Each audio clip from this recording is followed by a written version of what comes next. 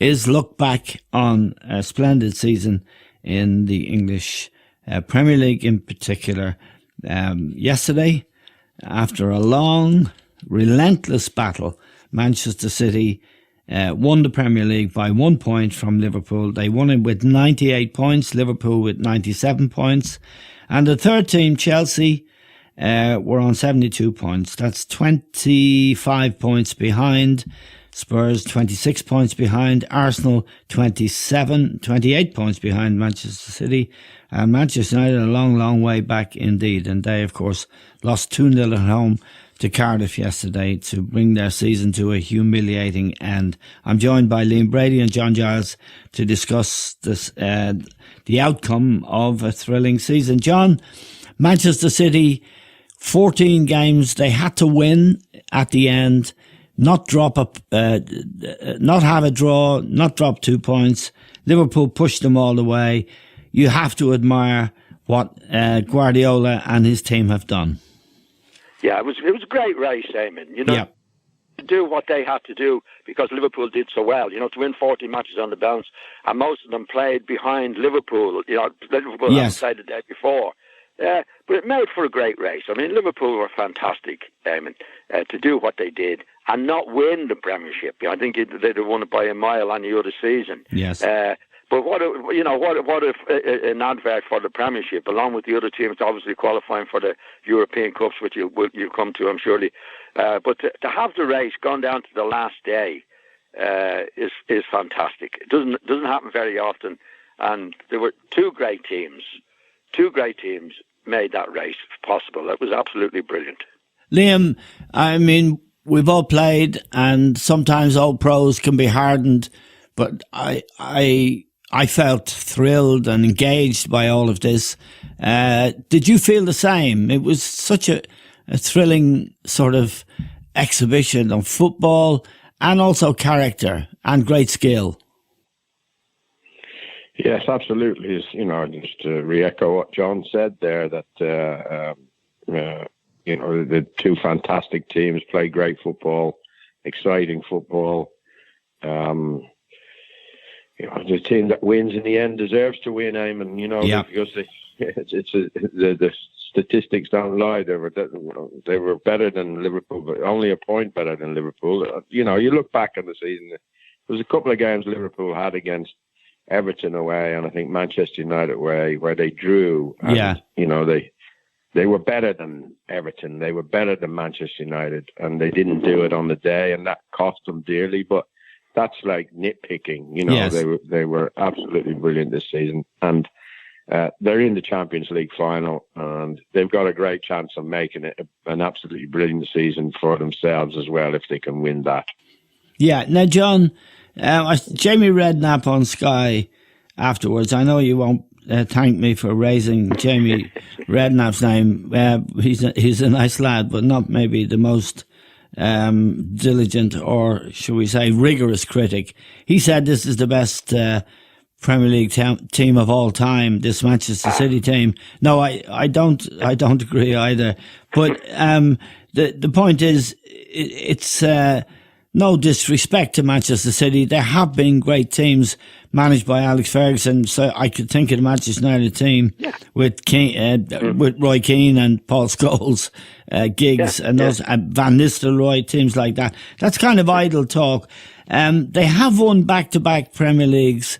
They've gained 198 points in 2 seasons. And it's phenomenal stuff, their consistency. Liverpool were 25 points behind them last season and have closed that gap very significantly. It's hard and wrong maybe to compare teams from different eras. Wouldn't you agree? Totally, Eamon. I mean, Jamie Redknapp was a fairly young fella.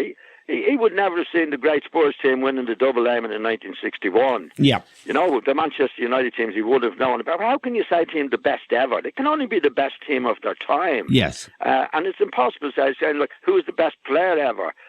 And again, Jamie Redknapp and other people, younger people, wouldn't have seen the great teams of the past. And if people say, well, the best team, best player ever, they wouldn't have seen some of the great players of the past. You can only go on what you see and what happened. You know, Manchester City have done extremely well this season, so have Manchester, and they might prove in some stage, Liverpool or Manchester City in years to come, that they would certainly make a case for the best team ever.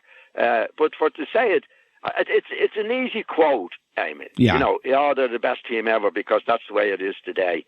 But you know, I think it's disrespectful to the great teams of the past to be talking like that. It's pretty trivial stuff, I would say. Yeah, Liam, at Arsenal in particular, when Arsene Wenger was in his pomp, I mean, you had the Invincibles who went a whole season without losing a game. You also had fantastic teams with Patrick Vieira, Thierry Henry, Dennis Bergkamp, and the Manchester United Arsenal sort of rivalry was very, very intense and produced great games and great players, was played by great players. So it isn't necessarily right to say that this Manchester City team surpasses all of that, is it? No, there is an element to his quote that's correct, Eamon. You know, they accumulated more points than any other team. They did it last season. Yeah, and, they've done it again. They got 100 points last year, didn't they? And, they got 98. Well, I think what it demonstrates is that they've probably got the best squad ever. Yes, the best. You know, they don't slip up. They don't make many mistakes simply because they've all got, they have this strength and depth. The club has so much money they can afford not only 22 players, but possibly 28 if you throw in some of the lads that came in at the end of the season. Foden, the left back, the blonde left back. We didn't know too much about him. I'm sorry, I can't remember his name, but you know, these guys, it brings their squad up to about 28 players, you know. Yeah. And that's simply why they are so good, you know. All those players are international players, are upcoming youngsters that are going to be very, very good players. So the strength and depth is definitely the strongest, of all time, I reckon. Really? They just don't slip up, you know. Yeah. And the points total backs me up there. Okay, John. If you go back, you go back to the Liverpool team at the best. Dalglish, Hansen, Lawrenson, Rush, Souness. Like we're talking about. I know what Liam is saying, but it's changed. Then the squad has changed. But what Redknapp is talking about is the best team ever. He's not making allowance for lack of squads or anything. He's making a big statement, and a lot of other people, the best team ever. And I think it's disrespectful. Look at the Liverpool team of that particular time, Amy. The Manchester United team of with Scholes and Keane and all these guys in there. You know, how would they compete today with these guys? With the improvement in pitches and various things, and maybe adding a few players to the squad, you know, I just don't agree with the best team ever. I know what Liam is saying, and Liverpool, Manchester City have done brilliantly to get the points that they have, and what you can say, they've been the best team in the league for the last 2 years. There's no doubt about that because they've won it. But the best team ever. No, different story altogether. There's a relentlessness about them, nevertheless, and I would be a little bit more inclined to be on John's side of the argument than yours, Liam. But I do accept what Eamon, don't take what I'm saying out of context. No. I'm not agreeing with Jamie Redknapp. I'm just saying, look at the amount of points they've accumulated, how few mistakes they make, the strength and depth of the squad. They probably have the best squad ever. You know? Yes. So it's different to what he's saying, and he's saying it because Sky are covering the Premier League. He's working for Sky. It makes a good story to be able to stand up and make this kind of statement. But I agree. You know, it's very, very difficult to say they have a better player than Graham Souness or they have a better striker than Kenny Dalglish. You know. It's a big statement. It's impossible, as John says, it's impossible to say he was the best player ever, and it's impossible to say he was the best team ever. Now, John, just looking down behind these two great teams, well, I think two outstanding teams at the moment, Liverpool and Manchester City, the gap is huge. I mean, 26 points back in third place are Chelsea, and 27 points back from City are Tottenham Hotspur, who were in the Champions League final, and 28 points back are Arsenal, all great clubs. And Liverpool, Manchester United are 34 points behind these teams. So they've opened up a gap, John, a big gap between them and the rest.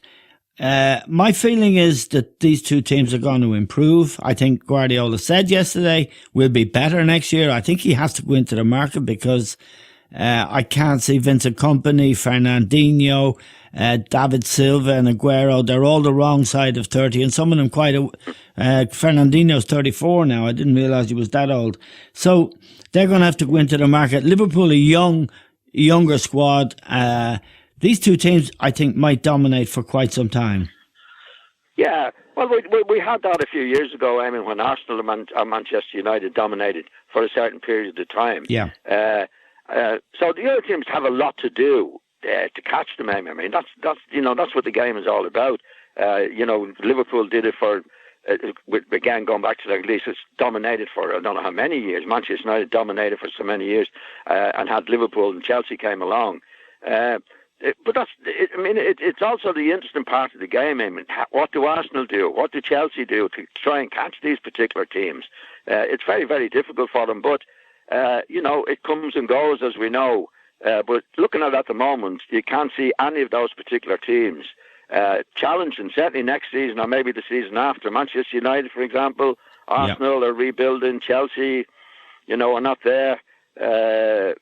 It's very, very difficult to see where any of those teams that you mentioned there, Eamon, coming out and challenging these teams, particularly next season or the season after.